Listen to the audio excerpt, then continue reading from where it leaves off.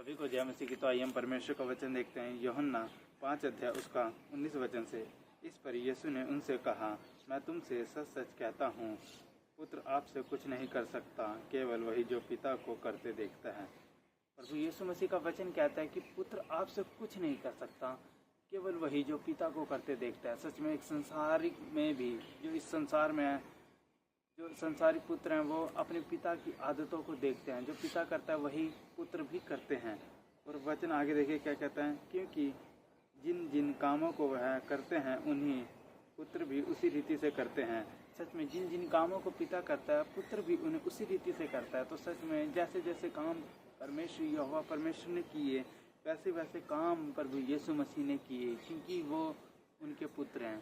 सच में प्रभु यीशु मसीह एक परमेश्वर के इकलौते पुत्र, वो इस धरती पर आए, उन्होंने वैसे ही वैसे काम किए। और वचन आगे देखिए क्या कहता है, क्योंकि पिता पुत्र से प्रीति रखता है। सच में जो पिता एक अपने बेटे से प्रेम करता है वो प्रीति रखता है उससे। और वचन कहता है, और जो जो काम वह आप करते हैं उन सब को उसी दिखाता है। और जो जो काम वह आप करते हैं वही काम करके उन पिता को दिखाता है। कि सच में प्रभु यीशु मसीह ने वही काम किए, वो बड़े बड़े चमत्कार किए, वो बड़े बड़े काम किए, जो काम मतलब असंभव थे, वो काम परमेश्वर ने किए।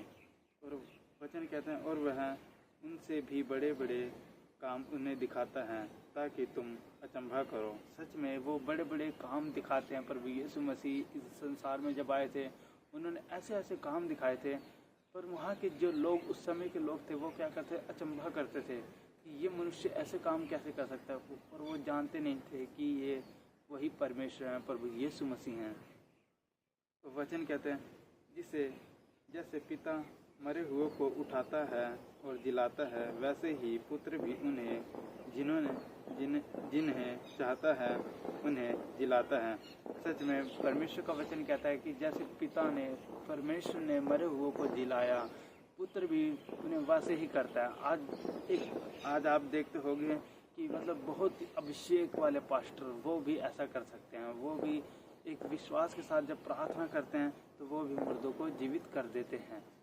सच में जिस तरह परमेश्वर ने मुर्दों को जीवित किया, प्रभु यीशु मसीह ने मुर्दों को जीवित किया, वैसे उनके पुत्र जब अब हम उनके पुत्र हैं, अगर हम भी एक विश्वास के साथ एक सच्ची प्रार्थना करें परमेश्वर से, तो वो बड़े बड़े काम हम भी कर सकते हैं, क्योंकि हम परमेश्वर के पुत्र हैं। और वचन कहते हैं, पिता किसी का न्याय नहीं करता, परंतु न्याय करने का सब काम पुत्र को सौंप दिया है। सच में प्रभु यीशु मसीह के हाथ में सब न्याय का काम है। जो परमेश्वर यहोवा परमेश्वर ने सारा काम प्रभु यीशु मसीह को सौंप दिया है। वो हर एक का न्याय कौन करेगा, प्रभु यीशु मसीह करेंगे। अब उनके हाथ में हर एक का न्याय है। और वचन कहता है कि सब लोग जैसे पिता का आदर करते हैं वैसे ही पुत्र का आदर भी करें। सब लोग जैसे एक पिता का आदर करते हैं वैसे ही एक पुत्र का आदर भी करें। सच में अब जो भी कोई पास्टर हमारे घर में आता है, क्योंकि वो कौन है, वो परमेश्वर का पुत्र है। हम सभी परमेश्वर के पुत्र हैं, तो हमें भी उनका आदर उसी रीति से करना चाहिए। जो कोई बड़ा सेवक हमारे घर में आता है, कोई भी हो, चाहे वो कोई भी परमेश्वर का दास हो, कोई भी एक विश्वासी क्यों ना हो, हमें सबका आदर करना चाहिए, क्योंकि हर एक जन परमेश्वर के पुत्र हैं। और वचन कहते हैं, जो पुत्र का आदर नहीं करता वह पिता का आदर जिसने उसे भेजा है आदर नहीं करता। परमेश्वर का वचन कहता है कि जो पुत्र का आदर नहीं करता वह पिता का आदर नहीं करता जिसने उसे भेजा है।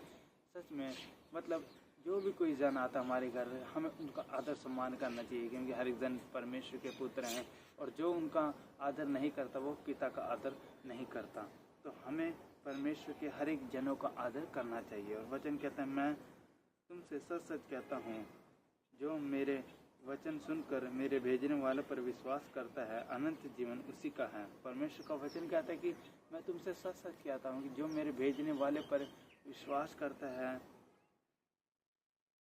अनंत जीवन उसी का है। सच में जो मेरे भेजने वाले पर, जिस परमेश्वर ने जिन्हें भेजा, सच में जो उन पर विश्वास करते हैं अनंत जीवन उसी का। अब जो यहोवा परमेश्वर ने प्रभु यीशु मसीह को भेजा और जिन्होंने प्रभु यीशु मसीह पर विश्वास किया, अनंत जीवन उन्होंने ही पाया है। सच में जो बाकी जितने भी व्यक्ति थे उन्होंने ऐसा कुछ नहीं पाया। जिन्होंने परमेश्वर पर विश्वास किया अनंत जीवन आज उन्हीं का है। और वचन कहता है और उस पर दंड की आज्ञा नहीं होती, परंतु वह मृत्यु से पार होकर जीवन में प्रवेश कर चुका है। परमेश्वर का वचन कहता है कि वो मृत्यु से पार होकर जीवन में प्रवेश कर चुका है। सच में इस वचन से हमें यही सीख मिलती है कि जैसे जैसे पिता काम करता है वैसे ही वैसे आगे जाके पुत्र भी काम करता है। मतलब आगे जाके वो काम हम भी कर सकते हैं अगर हम सच्ची प्रार्थना करें परमेश्वर से। परमेश्वर हमारी प्रार्थनाओं को सुनने वाला परमेश्वर है। हम जो भी परमेश्वर से प्रार्थना करके जो भी हम काम करेंगे वो काम होंगे। ठीक है, एक सच्ची प्रार्थना के द्वारा यदि हम कोई काम करते हैं ना तो वो काम हमारे जीवन में होते हैं।